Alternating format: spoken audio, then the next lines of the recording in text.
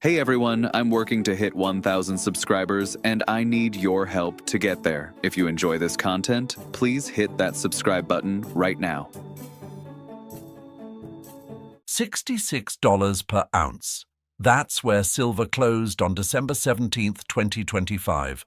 Some of you might be thinking that's just another commodity doing commodity things, riding some wave of market enthusiasm before crashing back down to earth like it always does. But what if I told you that number represents something far more sinister?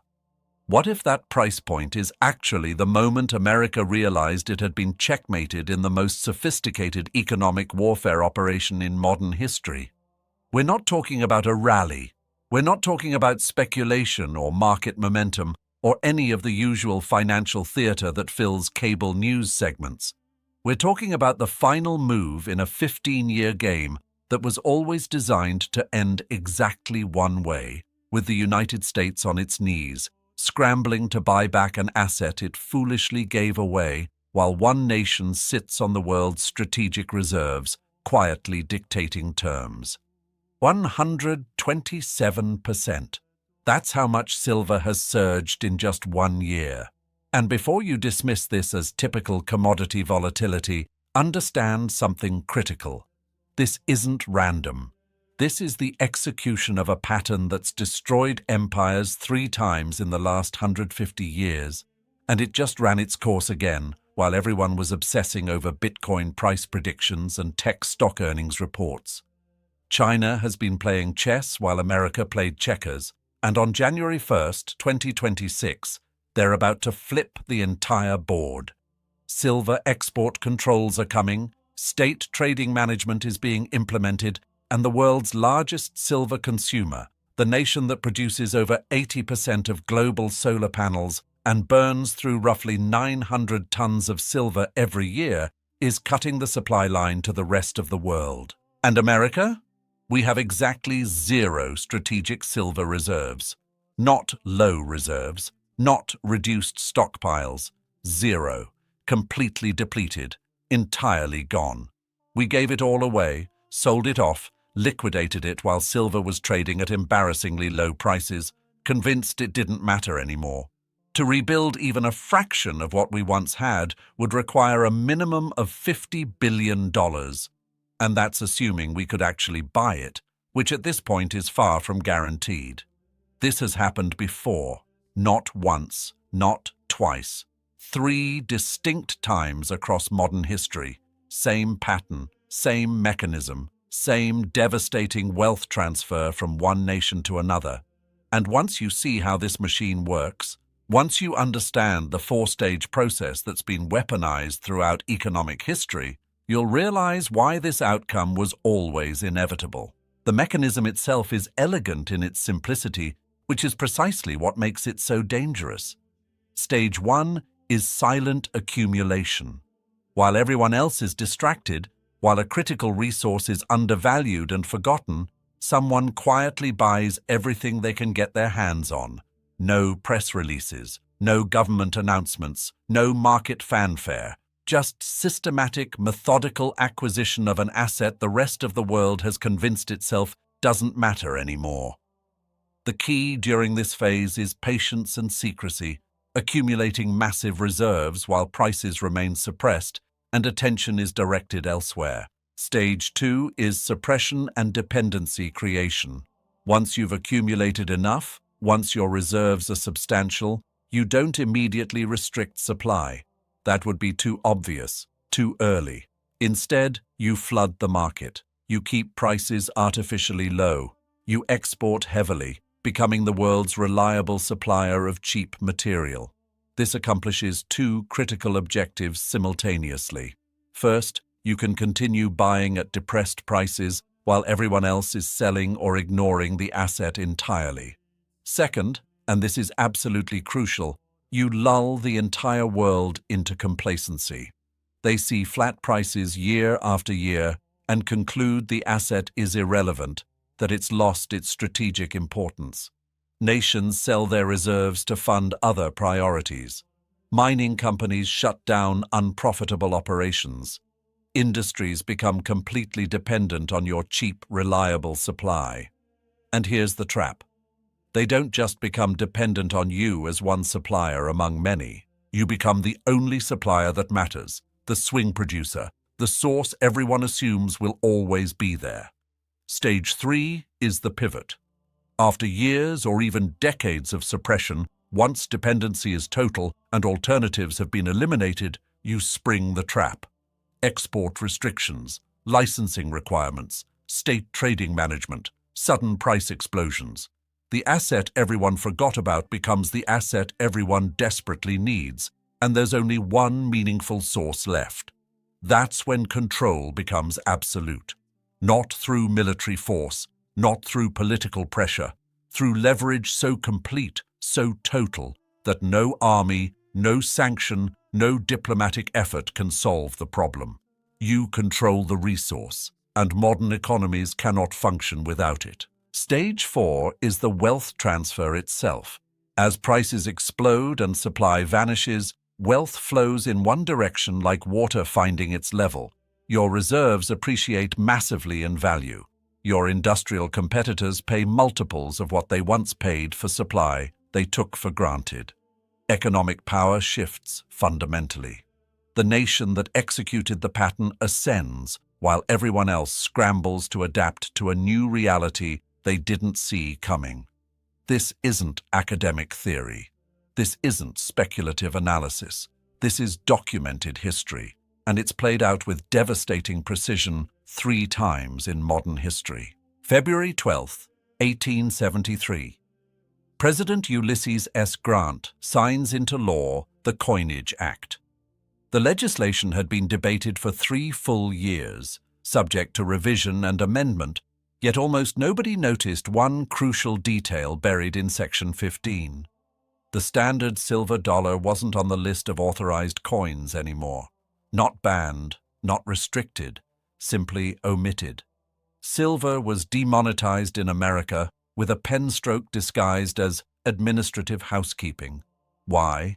New silver discoveries in the American West, especially the legendary Comstock lode, threatened to flood the market with supply. But this wasn't about managing abundance. This was about engineering scarcity and transferring wealth from one class to another. Stage 1 had already happened. Eastern financial interests and international banking powers had systematically accumulated gold, while silver circulated freely among working Americans, farmers, miners, and laborers. Gold was concentrated in the hands of the wealthy. Silver was the people's money. Stage 2 was the act itself. By removing silver from authorized coinage, the money supply contracted instantly and dramatically. This favored creditors over debtors exactly as intended. It favored Eastern gold holders over Western silver producers. Silver prices collapsed overnight. Miners who had staked their futures on silver extraction discovered they couldn't sell to the United States Mint anymore. The metal that had been American money for 81 years was suddenly worthless for monetary purposes, valuable only as an industrial commodity trading at depressed prices. Stage 3 came swiftly and brutally. The Long Depression hit in 1873, lasting until 1879 and devastating entire regions of the country. Without silver functioning as money, there was less currency in circulation. Deflation destroyed the agricultural economy. Farmers couldn't pay their debts. Businesses failed by the thousands. Meanwhile, gold holders watched their purchasing power multiply as deflation made every gold dollar worth more. Senator William Stewart of Nevada called it the crime of 1873. Congressman Richard Bland of Missouri called it fraud that was stealthily passed through Congress. Were these accusations justified? The historical record speaks volumes. Debate transcripts show minimal discussion of silver's removal.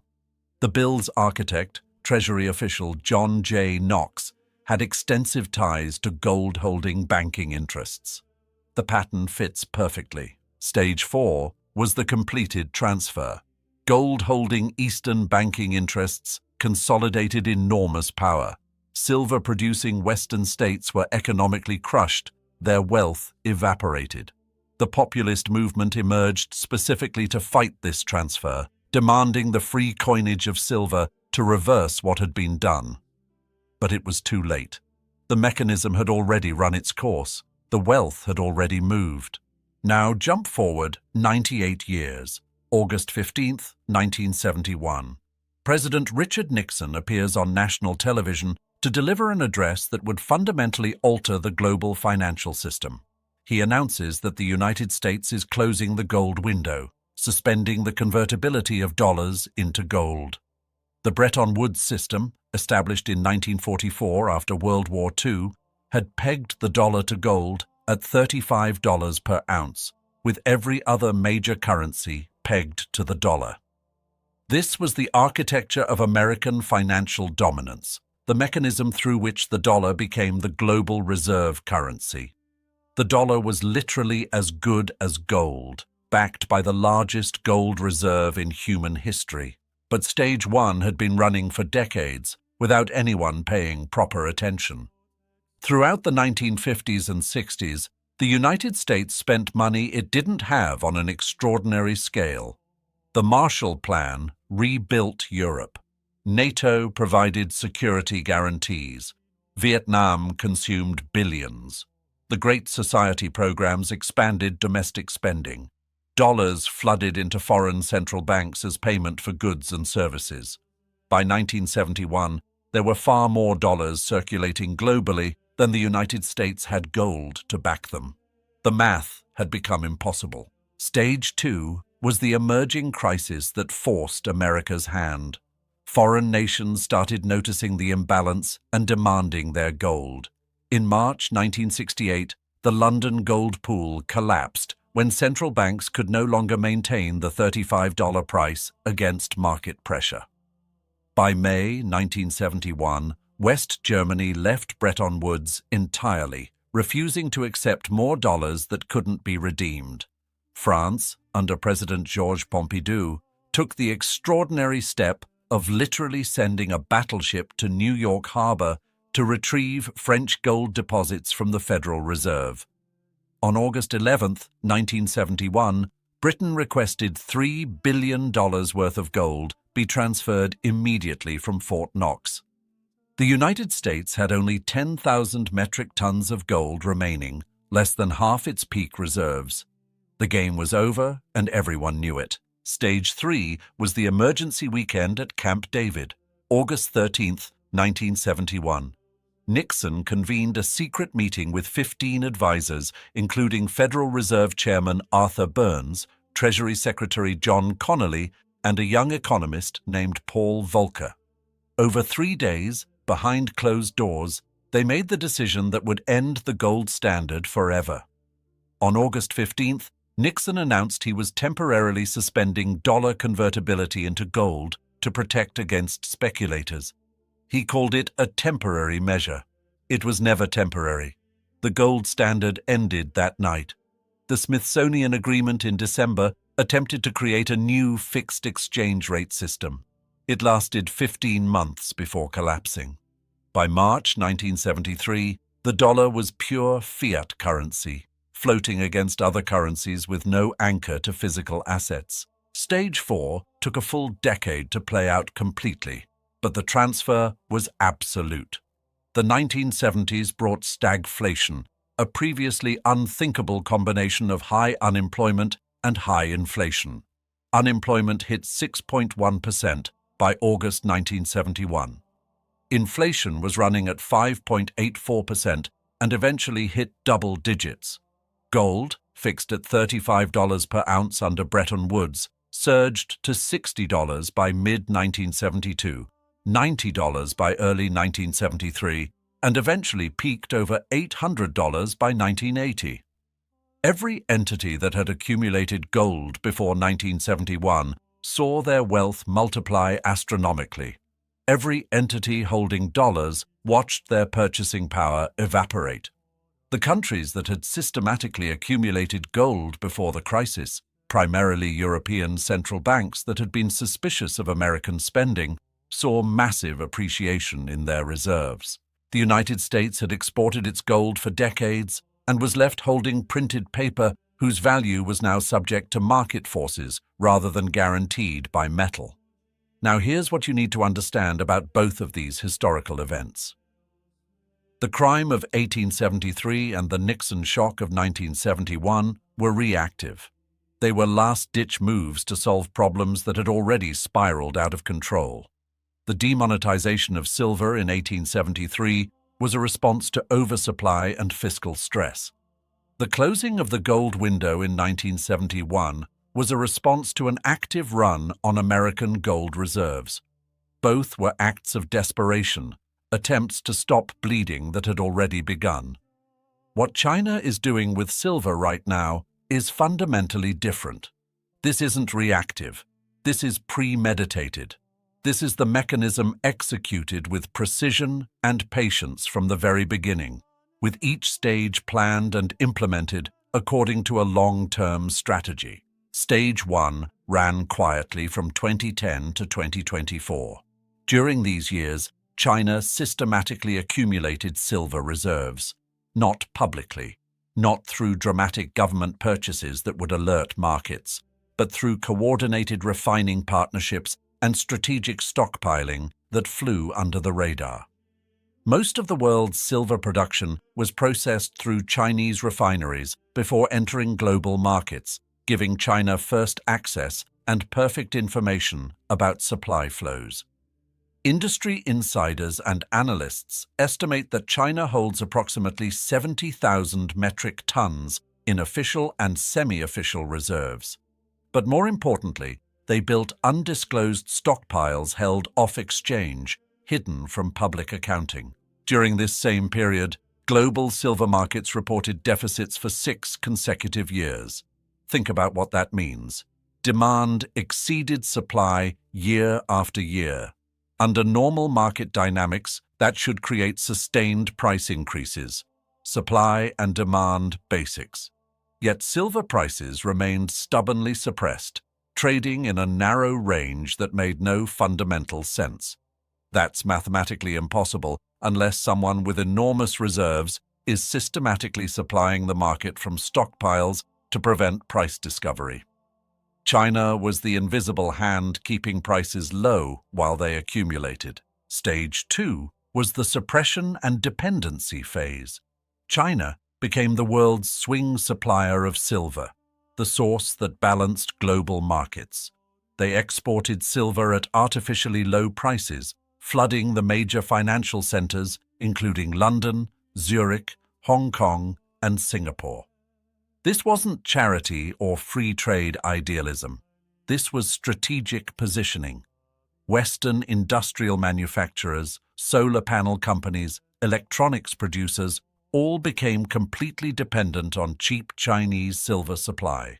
They structured their entire cost models and supply chains around the assumption that Chinese silver would always be available at these prices. The United States fell into the trap most completely. We systematically sold off our strategic silver stockpile entirely. The Defense Logistics Agency's National Defense Stockpile held 165 million ounces of silver in 1968.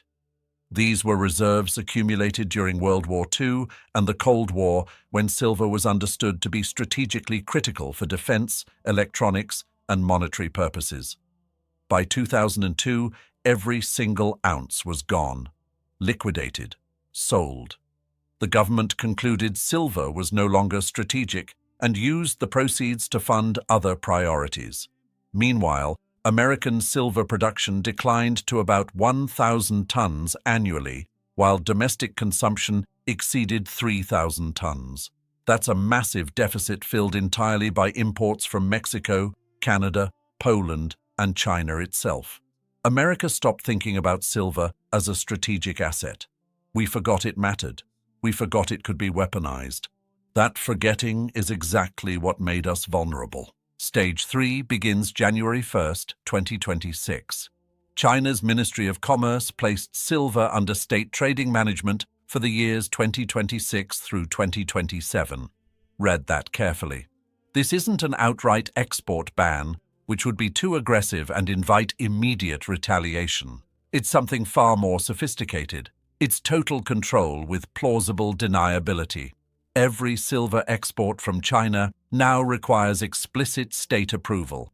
Every transaction goes through government channels. Every buyer must apply for licenses that can be granted or denied for any reason. Understand the position China has built.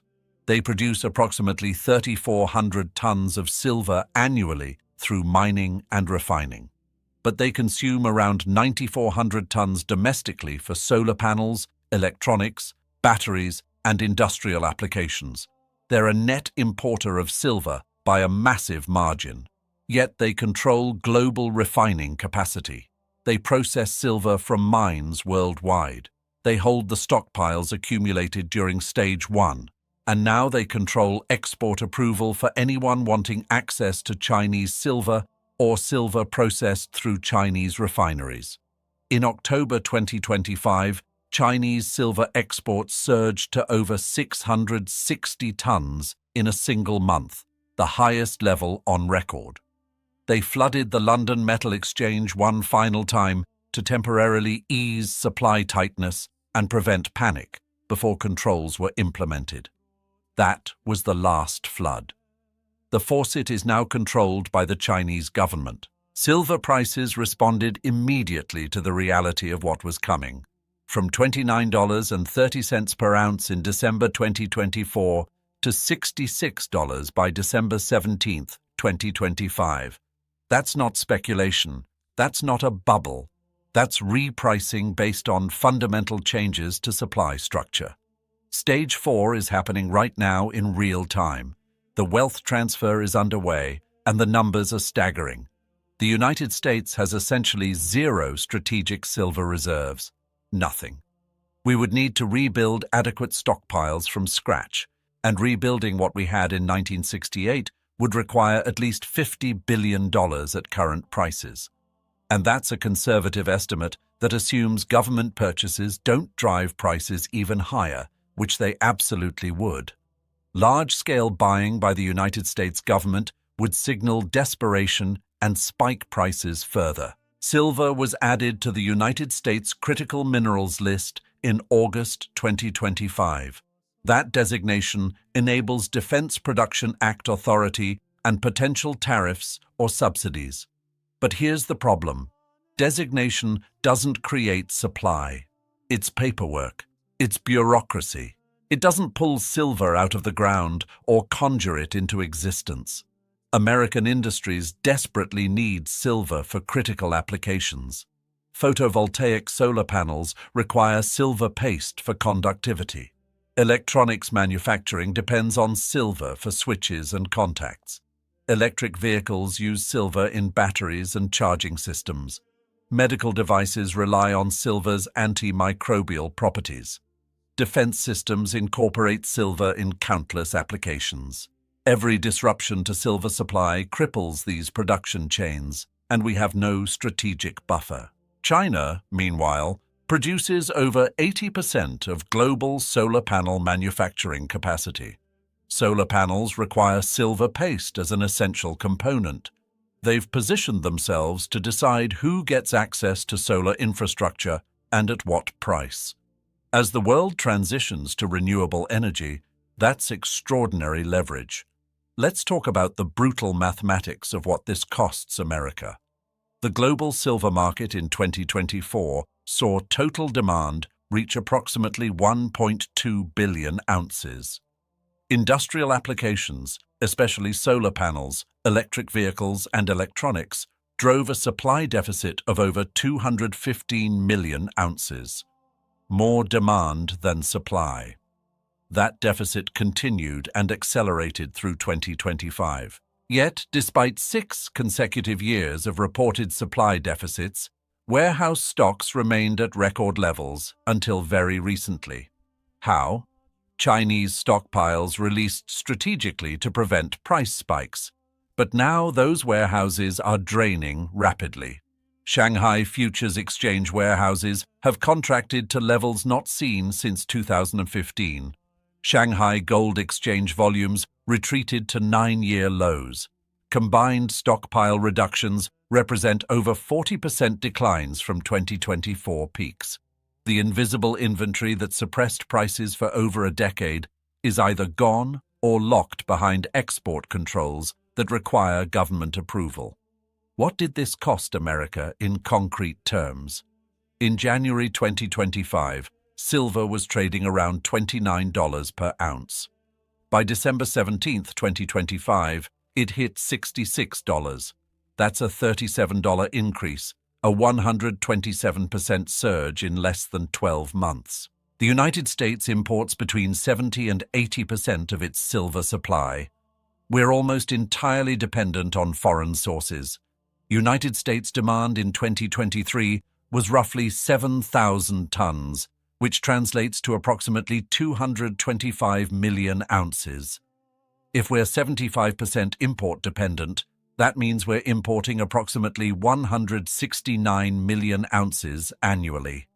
At $29 per ounce, that import bill was about $4.9 billion. At $66 per ounce, it's $11.1 billion. That's over $6 billion more per year just in raw import costs for the same amount of silver, and that's just 1 year of increased costs. But the true cost is strategic and long-term. If the United States government decided today to rebuild a strategic stockpile comparable to what we held in 1968, that's 165 million ounces, the cost at current prices of $66 per ounce would be nearly $11 billion. But silver isn't stopping at $66. Market analysts are projecting $100 per ounce by mid-2026, based purely on supply and demand fundamentals, without even accounting for potential panic buying or strategic competition. At $100 per ounce, rebuilding that historical stockpile costs $16.5 billion. And this still doesn't account for cascading secondary costs that ripple through the entire economy.